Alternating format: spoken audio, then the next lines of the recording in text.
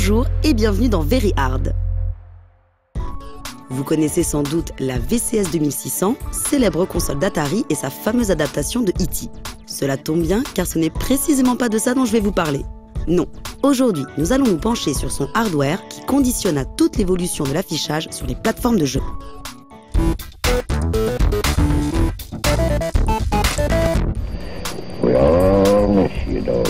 La société Atari fut la première compagnie à avoir démocratisé le jeu vidéo, d'abord dans le domaine de l'arcade, puis en proposant des versions familiales de leur premier hit, Pong. L'Odyssée de Magnavox, la Channel F de Fairchild ou la RCA Studio 2 ne connurent pas l'énorme succès qu'Atari allait rencontrer avec sa première console. Néanmoins, elles contribuèrent indirectement à sa sortie en lui évitant bien des erreurs et en poussant Atari à se lancer dans ce nouveau marché. Ainsi, avant d'être dépossédé de la direction d'Atari en 1978, Nolan Bushnell avait pu lancer un projet de machine permettant une véritable flexibilité dans le développement. Elle allait ainsi définir la plupart des bases fondamentales de ce que l'on appellera par la suite les consoles de jeux.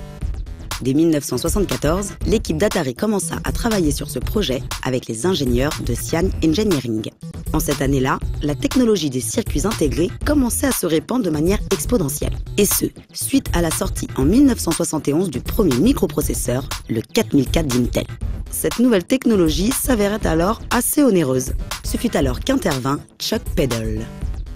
Ancien de chez Motorola, il arriva chez MOS Technology afin de développer un microprocesseur à prix abordable. En juin 1975, son 6502 fut enfin prêt pour la production. Mais son prix de 25 $ s'avérait encore trop cher. Une version moins performante mais plus abordable fut alors proposée à Atari, le 6507.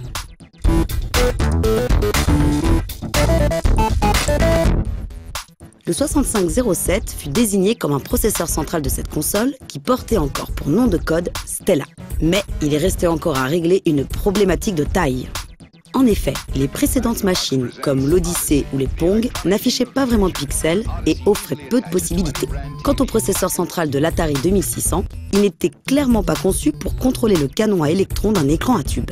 Il lui fallait donc un composant lui permettant de transformer les informations graphiques contenues dans sa mémoire en des pixels à l'écran. Un procédé que l'on appelle rasterisation.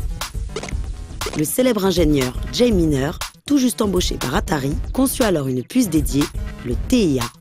Le travail sur le TIA se révéla problématique pour des questions de coût. De nos jours, avant que l'image ne soit affichée à l'écran, celle-ci est stockée dans une partie de la mémoire. C'est ce qu'on appelle le frame buffer.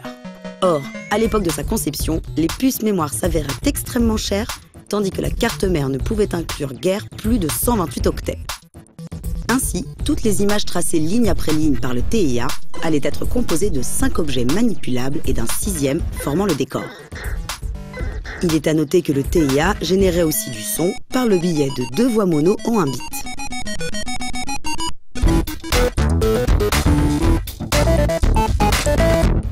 Le manque de mémoire vive contraignait les programmeurs à éviter tout stockage dans cet espace. Ils conçurent donc des programmes tournant en temps réel et en parfaite synchronisation avec l'affichage. Une démarche qui imposait de charger les données graphiques à partir de la cartouche et de faire des calculs précisément lorsque le signal n'était pas en train d'afficher l'image à l'écran.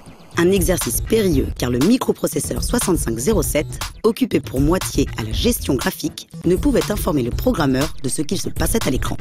Si le hardware de la 2600 était suffisamment puissant pour reproduire des jeux d'arcade de la génération Pong, tels que Gotcha ou Space Race, des jeux plus complexes comme Space Invaders ou Yas Revenge demandèrent de véritables exploits de programmation pour l'époque.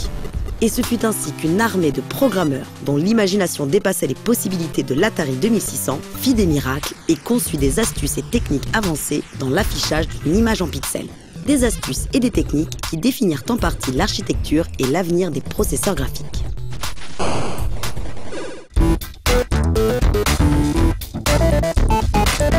Et ça, c'est leur ordinateur de jeu Atari. L'Atari VCS 2600 introduisit auprès du grand public une machine à base de microprocesseurs destinée aux loisirs numériques. Une machine que l'on appelle couramment aujourd'hui console de salon. Il est à noter que le nom VCS, pour Video Computer System, était on ne peut plus adapté pour cet ordinateur spécialisé dans le jeu vidéo. De nos jours, programmer en assembleur sur Atari 2600 demeure un excellent exercice pour comprendre comment l'affichage d'une image est contrôlé par une machine.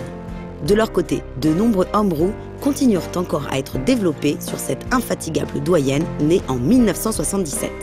Quant à la programmation graphique de style dynamique, on la retrouva bien plus tard dans une console conçue par Sony, mais ça, c'est une autre histoire.